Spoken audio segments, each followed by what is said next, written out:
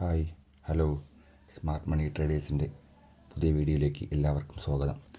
ഇന്നത്തെ വീഡിയോയിൽ നമ്മൾ സെൻസെക്സ്, നിഫ്റ്റി തുടങ്ങിയ രണ്ട് ഇൻഡെക്സിലുള്ള പ്രധാനപ്പെട്ട സ്റ്റോക്കുകളെക്കുറിച്ചും അതിൻ്റെ വെയിറ്റേജിനെ കുറിച്ചുമാണ് പറയുന്നത്. നമ്മൾ ഒരുപാട് കമ്പനികളുടെ സ്റ്റോക്ക് വാങ്ങുകയും വിൽക്കുകയൊക്കെ ചെയ്യുന്നുണ്ട്. അപ്പോൾ ഇതൊക്കെ നിഫ്റ്റിയിൽ എത്രത്തോളം വെയിറ്റേജ് ഉണ്ടെന്നും ഈ കമ്പനിയൊക്കെ ചെയ്യുന്ന ബിസിനസ് എന്താണെന്നുള്ള കാര്യം മനസ്സിലാക്കാൻ പറ്റുന്ന ഒരു ചെറിയൊരു വീഡിയോ ആണ് ഇന്ന് ചെയ്തിട്ടുള്ളത്.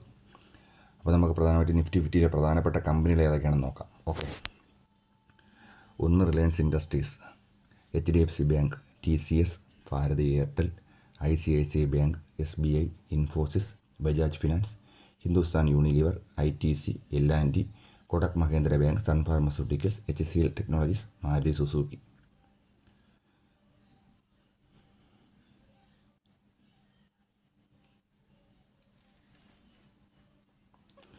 Axis bank, Mahindra and Mahindra, UltraTech cement, NTPC, Bajaj Finserv, ONGC, Titan, power grid corporation, Adani enterprises, Adani ports, JSW steel, Wipro, Tata motors, coal India, Asian paints.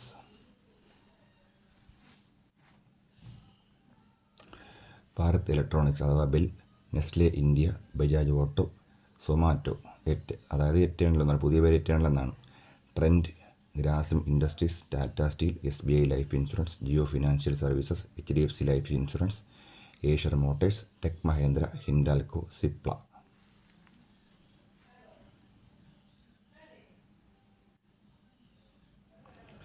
Tata Consumer Products, Shriram Finance, Apollo Hospitals, doctor Reddy Labs, Hero MotoCorp, IndusInd bank.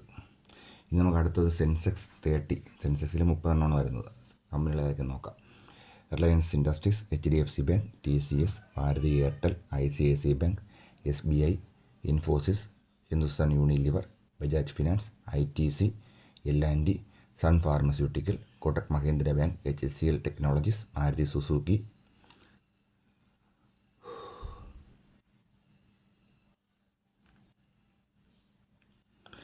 Axis bank, Mahindra and Mahindra, NTPC, UltraTech Cement, Bajaj Finserv, Titan, power grid corporation, Adani Ports, Tata Motors, Asian Paints, Nestle India, Zomato, Tata Steel, Tech Mahindra, IndusInd bank.